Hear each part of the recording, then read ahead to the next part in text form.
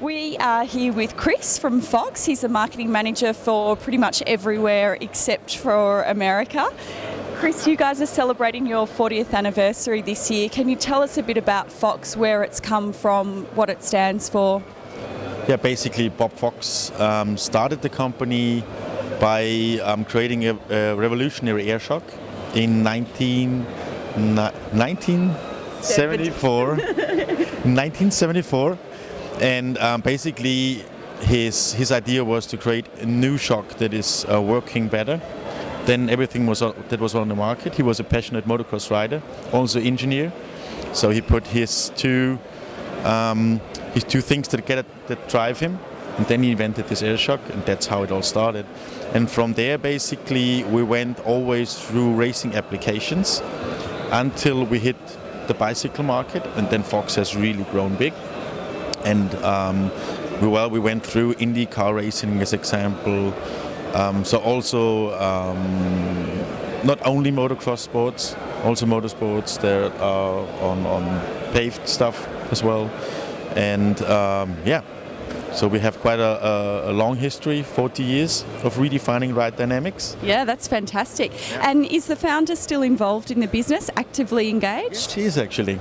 Yeah, last time I was in the US, it was a big fault from mine because I touched him and he was just reading damping curves. So I'm like, hey Bob, how are you doing? He's like, oh, hi. Oh, sorry, I don't have time. So he's still sitting there, he still has an office. He also has his own museum, basically, right at the Fox headquarters in Scotts Valley, wow. And he's heavily in love still. Wow, that sounds pretty impressive. His own museum. Not bad. Yeah, so we have like the first motocross bike that he had, even with a swing arm that was specifically designed for this shock. We have, a lot of different things. So whenever you have time, come by in Scotts Valley. The museum is open. I think... a big, you can see like the whole history of suspension, basically starting in the 70s first. Fantastic. I think we'll have to tell our boss that was a direct invitation to go to the US. Thanks for that. Okay, so we're now in front of the benchmark of Fox forks, the float. Chris, can you tell us a little bit about these?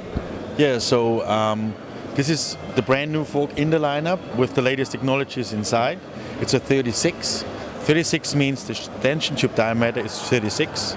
That's always like the first name we have in the naming that we're using. So 32 means 32 stanchion tubes, 34, 36 now, that's the latest. It's meant for enduro racing. So that's what it has, a pinch bolt axle as an example. It had RC2 damper, which means you can adjust high and low speed, and also rebound down here.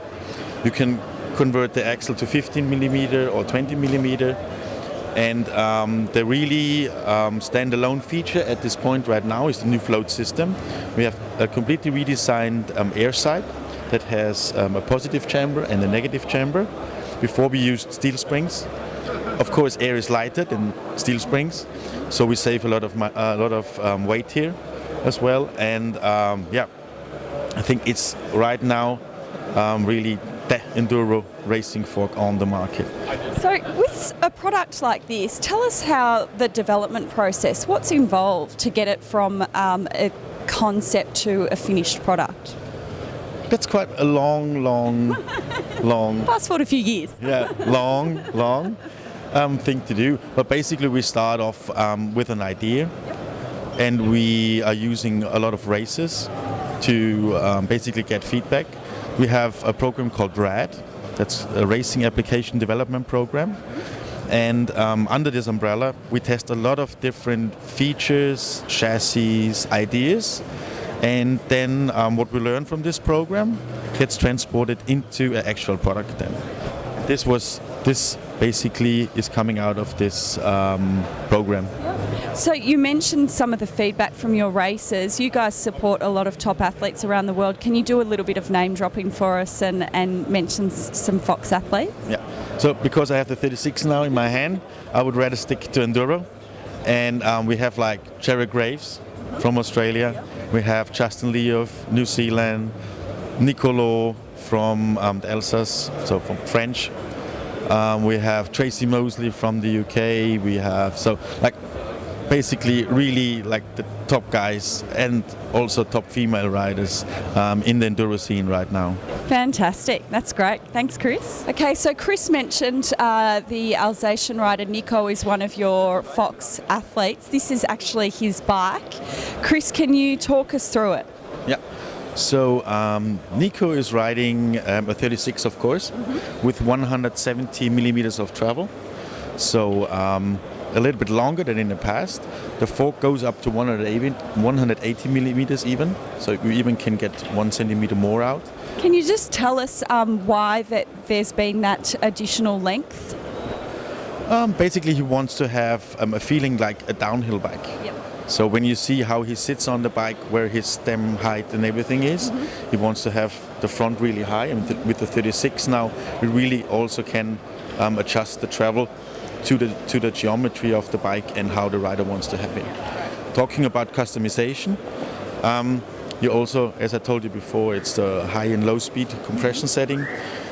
Nico is a rider who's quite, vital on the bike.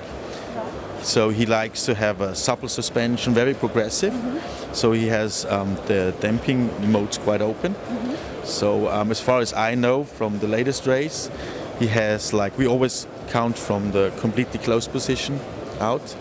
He has around 16 clicks, I think, of high-speed compression and around 10 to 11 clicks of low-speed compression, as far as I'm aware of. So people who have the fork already will want to dial it in and try it out. And we have on this side the damping cartridge. On this side we have the air system, the new float system, and he's also running volume spacers in there, so that's small plastic pieces that reduce the volume and create a more progressive feel of the air spring. And as far as I'm aware of, in the latest races he had three blue spacers in there. So that would be a basic setup for winning Enduro World Series. That's the hot tip right there. So there's all the ingredients. Now you just need the talent and the athleticism. All right. Then on the back we have our Float X. That's a piggyback shock, so it has an external piggyback on it to keep it cooler and also make a specific damping curve. Basically, you can adjust it in the CTD mode, so it's climb, trail, and descent. So that's like the unique feature that we have. It's also remote compatible. Nico is running with and without the remote. We have now the version without remote here. Remote means you basically just unscrew the cap here, screw a new cap on, and then connect it with the cable to a handlebar lever. It's pretty easy to do. And he's also running the DOS seat post. That's our adjustable seat post. It's also integrated in the CTD system, so it has 3 positions as well.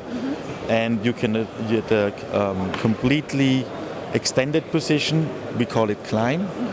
Then we have the trail position, which is 40 millimeters lower. And then we have the descent position, which is basically completely in. And you can have a DOS with 125 millimeters or with 100 millimeters of adjustable height, basically. Yeah.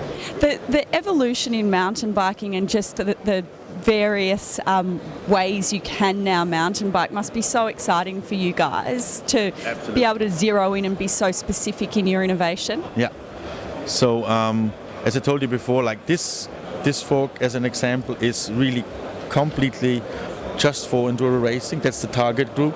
We also have like electronic, the ICTD now here, which is a world premiere here in Eurobike. That's basically for cross-country applications and marathon applications. Then we have the 40, which is for downhill applications. So you really can see that whatever you want to do basically with your bike, whatever you are fancy riding, we have the right product. But when it comes to the market right now, where you have like one bike you can do all, it's enduro. Yeah, and that's basically would be this bike. The all-rounder. Just need one, that would be this bike. So how many do you have? To be honest, I don't want to let you know. Let's say someone's garage is very full. I would say it's definitely more than 8. More than great. That is a pretty impressive ratio. Awesome. Thanks for having us, Chris. All right, thank you very much.